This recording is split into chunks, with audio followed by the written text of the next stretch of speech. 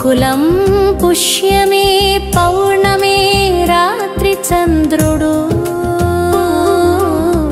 నదిలో ప్రతిబింబించినట్లుగా భక్తి గోపికల హృదయాల్లో కృష్ణుని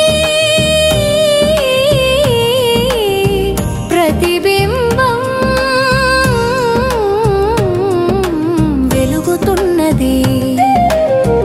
ఆ రాత్రి మౌనంగా ఉండదు, అది మురళి మధురమైన ఆహ్వానం విన్న రాత్రి. కృష్ణుడు మురళిని నెమ్మదిగా వాయించగా గోకులపు గోపికల మనస్సులు ఆ స్వరానికి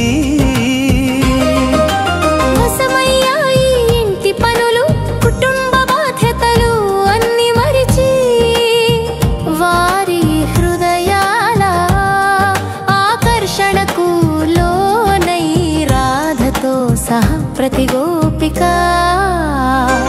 అడవిలోనికి బయలుదేరింది. అది శరీరయాత్ర కాదు, అది ఆత్మ ప్రయాణం.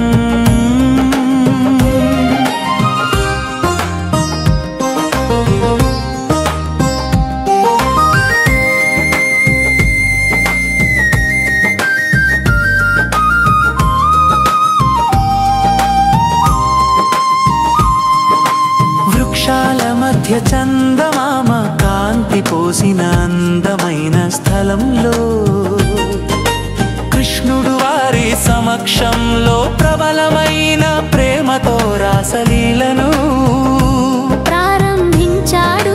ఇది శృంగార భక్తికి పరాకాష్ట ప్రతి గోపికకి అనిపించింది.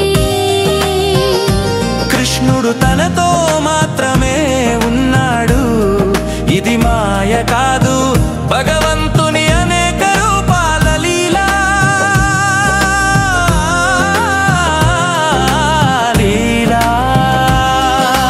రాధా ఆ రాసలీలలో కృష్ణునితో పరిపూర్ణమైన ఏకత్వాన్ని అనుభవించింది.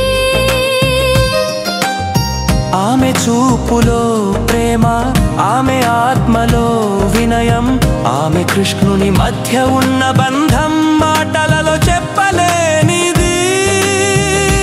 కృష్ణుడు కూడా తన మురళిని విరమించి రాధకి మాత్రమే కనబడుతున్నట్లు తనను విరిసిపోయాడు.